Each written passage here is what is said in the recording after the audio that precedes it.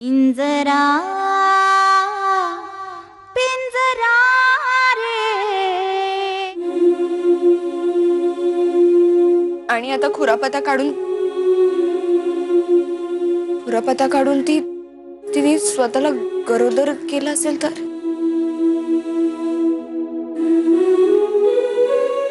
पण मग याचा अर्थ होतो की हे मूल वीरचंच आहे.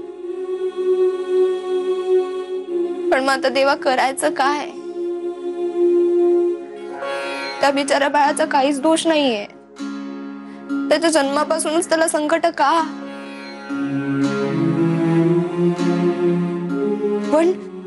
पण जर हे मूल वीरचं नसेलच तर त्याला नको असलेली बॅग त्याच्या मागे लावायचीच कशाला?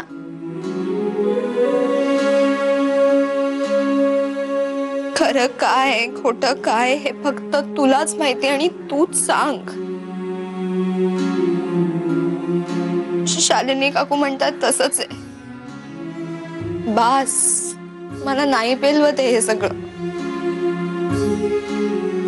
हे बघ, तुझ्यापेक्षा मोठी शक्ती या जगात कोणीच नाहीये. कोणीच नाहीये. त्यामुळे तू सांगशील फक्त तेच खरं मानेन मी.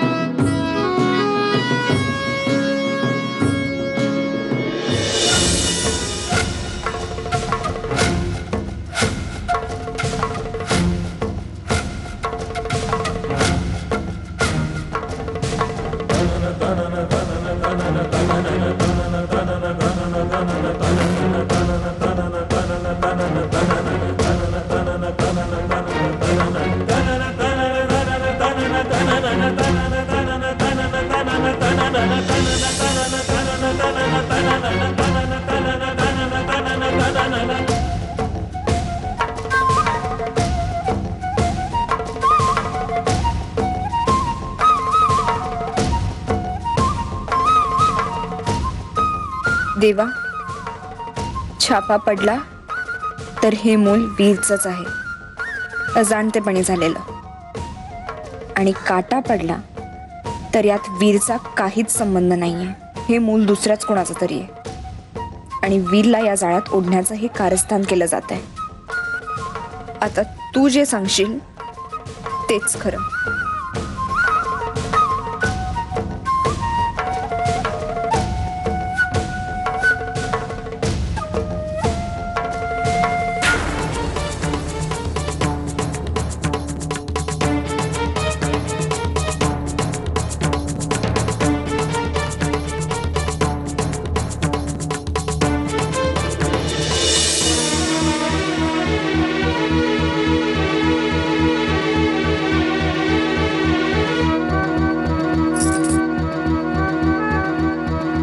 मला खात्री होती देवा, तू माझ्या सोबत आहेस. मला माहिती होतं त्या नारायणीच्या पोटातलं जे मूल आहे ना त्याचा बाप वीर नाहीच आहे. मला खात्री होती. आता फक्त मला एवढीच शक्ती दे की या सगळ्यातून मी माझ्या वीरला सुखरूप बाहेर काढेन. मला अख्ख्या जगाने जरी सांगितलं ना की हे मूल वीरच आहे, मी नाही मानणार. कारण तू मला खरं उत्तर दिलंस. मी तुझी खूप आभारी आहे.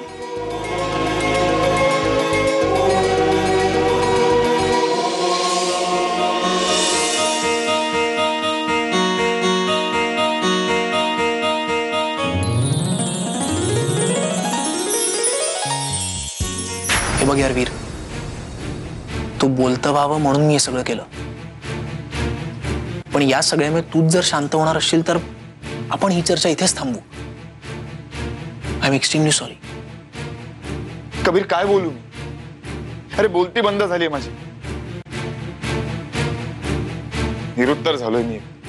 का निरुत्तर झालायस? म्हटलं नाही म्हणून का? राग आलाय म्हणून? हे बघ कबीर, तुझा राग येण्याचा तर संबंधच येत नाही. आणि खरं सांगू तर तुझं म्हणणं मला मला पटलंय पण आणि नाही पण. हे बघ यार वीर, म्हणून मी आधीच म्हणालो, मला जे वाटतंय ते मी बोललो. ते तू ऐकलंच पाहिजे असं नाही, किंवा ते तुला पटलं पाहिजे असा आग्रह तर अजिबातच नाहीये.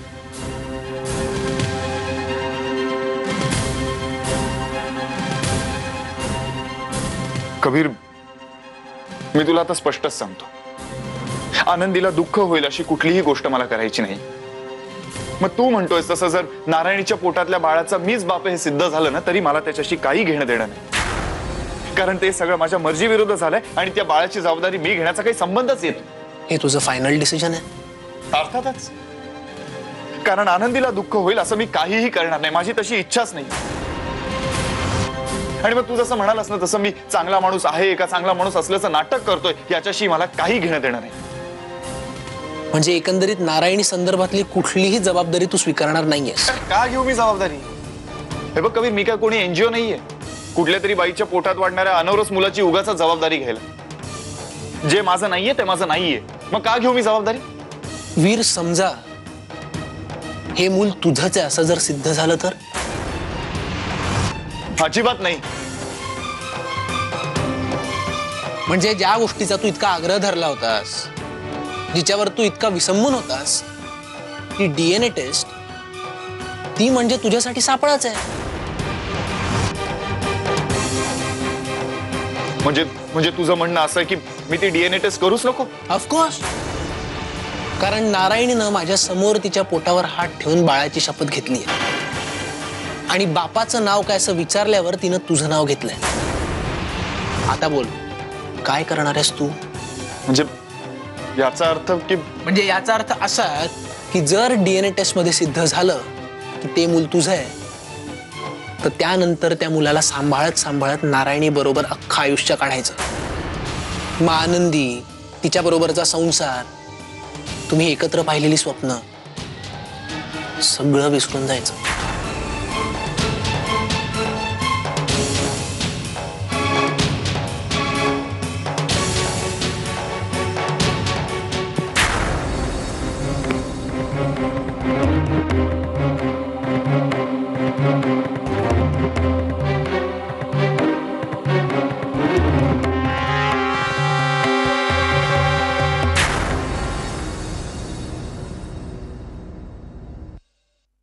नारायणी, आता कबीरने पण समजवलंय ना तुला, झालं ना सगळं नीट, मग तरीही का त्रास करून घेतेयस? मला बाकी कसली नाही, फक्त त्या आनंदीची चिंता वाटते. एक वेळा अगं वीर खचेल, पण ती आनंदी त्याच्या पाठी उभी राहिली ना, तर त्याच्यात 10 हत्तीचं बळ येईल.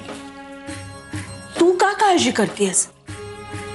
ती पोरगी वीरच्या मागे उभी आहे ना, तशीच मी तुझ्या मागे खंबीरपणे उभी आहे, लक्षात ठेव. अजून एक गोष्ट नारायणी, कोणीही कितीही अदळअपट केली ना, तरी माझ्या समोर त्यांचं काहीही चालणार नाही. त्या पोरीला आता एकही दिवस सुखाने जगू देणार नाही. मम्मा, मी हे कधीच विसरू शकणार नाही. त्या आनंदीमुळे मला माझ्या बाळाची शपथ घ्यावी लागली. आता तूच सांग, मी तुझ्या पोटात असताना तुला कोणी माझी शपथ घ्यायला सांगितली असती तर तू घेतली असतीस का ग? मी जीव घेतला असता त्या माणसाचा. मग माझ्याच वाट्याला हे दुःख का? नारायणी, तुझ्या वाट्याला आलेल्या प्रत्येक दुःखाचा, प्रत्येक अपमानाचा हिशोब मागणार आहे मी त्या पोरीकडून. मम्मा, पण या सगळ्यात मी माझ्या बाळावर अन्याय तर नाही करणार ना? तू काय बोलतेस बच्चा? अगं, आपल्या गावात त्या तमासगिरणीच्या पोरीला न्याय मिळू शकतो, तर मग तुझ्या बाळाला का नाही मिळणार न्याय? मला फक्त एकाच गोष्टीची भीती वाटते, ती म्हणजे आनंदी. तिने माझ्या नवऱ्याला तर माझ्यापासून तोडलंच आहे, पण माझ्या बाळाला कुठला कलंक नाही लावला पाहिजे. मला माझ्या बाळाला सन्मानाने जन्म द्यायचा आहे. त्यासाठी मला वाटेल ते करावं लागलं ना तरी चालेल. पण काय करणार, ती आनंदी अजूनही वीरच्या पाठी ठामपणे उभी आहे. ठीक आहे, मग आपण हे गप्प नाही बसायचं.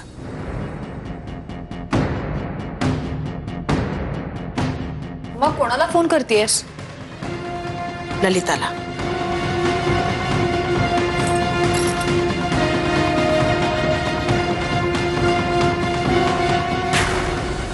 आपण या सगळ्या चर्चा का करतो ना तेच मला कळत नाही. माझ्या आनंदीचा माझ्यावर बस झालं, विश्वास. काय सारखा आनंदी आनंदी लावलाय रे? हा, तिला पुरुषांचे प्रॉब्लेम्स नाही कळणार. आणि मला एक सांग, तू जेव्हा तिला सांगशील की नारायणीच्या पोटात जे मूल आहे ते तुझं आहे, तेव्हा ती काय तुला समजून घेणार आहे? पिंजरा पिंजरा रे पिंजरा पिंजरा रे. तू जर शांत झाला असशील तर पुढे बोलायचं.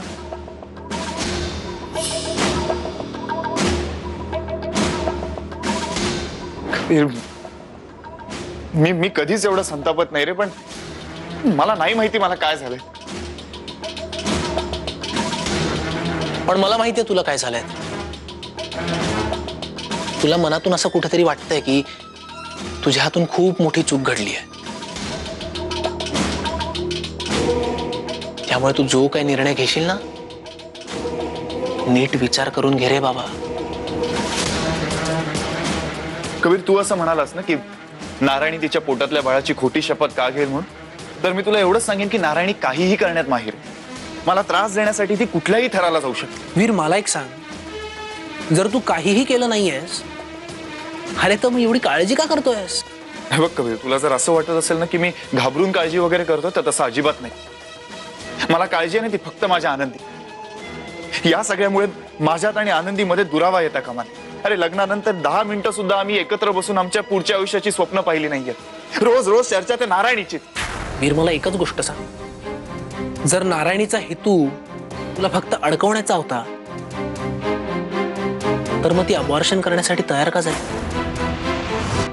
नाही म्हणजे तुमच्यात काहीतरी झालंही असेल आणि त्यामुळेच तिला मुली इतके डेस्परेटली हवंय. छे कबीर, काय बोलतोयस तू? हे नाही रे, मी फक्त शक्यता व्यक्त केली. मी ना आनंदीच्या बाजूनी बोलतोय ना नारायणीच्या बाजूने. मी फक्त जन्मालाही न आलेल्या त्या मुलाबद्दल बोलतोय रे. तुझा आहे का नाही याही पेक्षा नारायणीच्या पोटात एक जीव वाढतोय हे महत्वाचं नाही वाटत तुला? म्हणजे त्या बाळाशी माझा काय संबंध आहे? माणुसकीच्या नात्यानं पण नाही. बरं मला एक सांग, उद्या जर सिद्ध झालं की ते बाळ तुझं आहे, अजाणतेपणी का होईल, तर तू काय त्या बाळाला मारून टाकणार आहेस? कबीर, हे बघ, मुळात नाही या सगळ्या जरतरच्या गोष्टी आहेत. आपण या सगळ्या चर्चा का करतो ना तेच मला कळत नाही. माझ्या आनंदीचा माझ्यावर विश्वास. काय सारखा आनंदी आनंदी लावलाय रे? हा, तिला पुरुषांचे प्रॉब्लेम्स नाही कळणार. आणि मला एक सांग, तू जेव्हा तिला सांगशील की नारायणीच्या पोटात जे मूल आहे ते तुझं आहे, तेव्हा ती काय तुला समजून घेणार? 1 मिनिट आदळ आपट करेल ती. संशय घेऊन घेऊन ना तुला वेड करेल. तुझ्या नावाचं कुंकू लावणारी आनंदी ना तुला आयुष्यातून उठवेल वीर. बायकांचं प्रेम जेवढं भरभरून असतं ना, तेवढाच त्यांचा तिरस्कार धारधार असतो, लक्षात ठेव. नाही कबीर, हे बघ कबीर, काही झालं ना तरी माझ्या आनंदीचा विश्वास मला नाही घालवायचा. कायदा माझ्या विरुद्ध गेला ना तरी मला काही फरक पडत नाही, पण माझी आनंदी माझ्यापासून लांब नाही गेली पाहिजे. सांग, तू सांग मला, मी काय करायला हवं? पहिली गोष्ट, तिला सगळ्या गोष्टी सांगणं बंद कर, नाहीतर नक्कीच ती तुझ्यापासून लांब जाईल. अक्का, तुम्ही उगा जीवाला नका लावून घेऊ समज. वाटलंच म्या बोलू का नारायणीशी? तिला म्हणावं तुझ्या पोटात देशमुखांचा वंश वाढतोय. कोणी नसलं ना तुझ्या माग तरी म्या हाय, त्या पोराची आजी. तुझं बोलणं ऐकून जरा धीर आला बघ. खरं सांगू का, वाद नकोत, भांडणं नकोत म्हणून आम्ही त्या लग्नाला विरोध केला नाही. पण नारायणीला दिवस गेले हे कळलं आणि मला राहवलंच नाही ग. मला बाकी काय ठाव नाही अक्का, पण नारायणीला म्हणावं तुला या पोराला जन्म द्यावाच लागल. अगं बरोबर आहे तुझं, तुझ्या या भावना लक्षात घेऊनच तिने अजून अबॉर्शनचा विचार नाही केला. काय चुकीचा नाही घेतला तुम्ही निर्णय. निर्णय बरोबर आहे असं तू म्हणतेस ग, पण तसं सिद्ध कुठे झालंय? आता तूच मला सांग, मुलाला जर का बापाचं नाव मिळणार नसेल तर हे असं मूल वाढवणं सोपं आहे का? तुम्ही असं का बोलताय वो अक्का? त्या पोराला बापाचं नाव नाही म्हणजे काय? अहो माझं नात तू आहे तो. मी सगळ्या जगाला वरडून सांगेन. खरं सांगू ललिता, आता तुझ्या आणि माझ्या हातात काहीही राहिलं नाही. आपण फक्त बसून आपल्या मुलांची दुःख बघायची. ती कोण कुठली तमासगिरणीची पोर, तिने आपलं जगणं मुश्किल करून टाकलंय. आता मी आपण गप्प बसायची नाही अक्का. मी आता तुम्हाला सरळ सांगते, तुम्ही सरळ नारायणीचं सामान बांधा आणि तिला इथं पाठवून द्या. आपल्या घराण्याचा वंश वाढतोय तिच्या पोटात. आई मी तुला परत एकदा सांगतोय, या भलत्या फंदात पडू नको. घरात कुणाचंही डोकं ठिकाणावर नाही आणि त्यात दादाला राग येईल असं तर काहीच करू नको. असला कसला रे देशमुख आहेस तू? हा, स्वतःच्या घराण्याच्या वारसाला नाकारतात होय? आई तुला काय म्हणायचंय ते म्हण, फक्त दादाला राग येईल असं काही करू नको. पिंजरा पिंजरा रे पिंजरा पिंजरा रे. मी आता तुम्हाला सरळ सांगते, तुम्ही सरळ नारायणीचं सामान बांधा आणि तिला इथं पाठवून द्या. मी आपण बघते माझ्या होणाऱ्या नातवाच्या आईला कोण घराबाहेर काढता येते. अगं मला पटतंय तुझं म्हणणं, पण वीरलाच हे सगळं मान्य नाहीये. त्याला काय जात आहे नाकारायला? अव पुरुषाची जात आहे ती, करून सवरून नामानिराळी राहतीये. पण आपल्या बायकांचं तसं नसतं या. पोटात वाढणाऱ्या जीवावर जीव जडतोय आपला. ललिता, तू स्वतःच्या डोळ्यांनी त्या दोघांना एकत्र पाहिलंयस ते बरं आहे. नाहीतर आम्हा मायलेकीचं कुणीही ऐकलं नसतं ग. अव अक्का तुम्ही रडू नका ना. अव तुम्हीच नाही सावरला स्वतःला तर नारायणीला कोणी सावरायचं मग?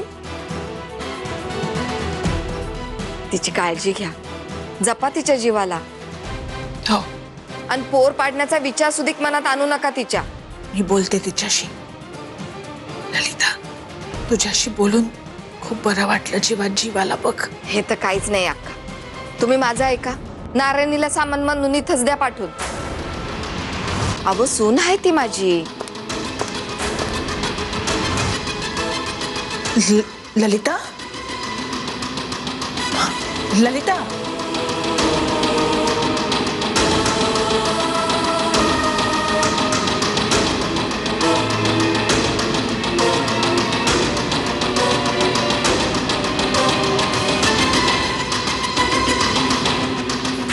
का बोल ना, बोल. का कट केला फोन?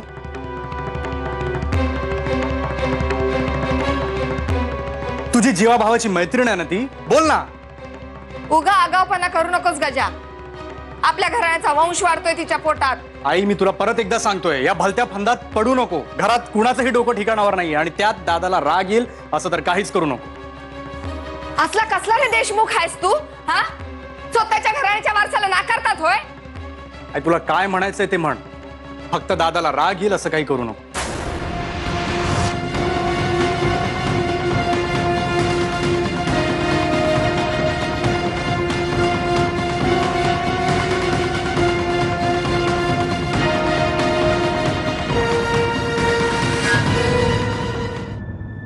पिंजरा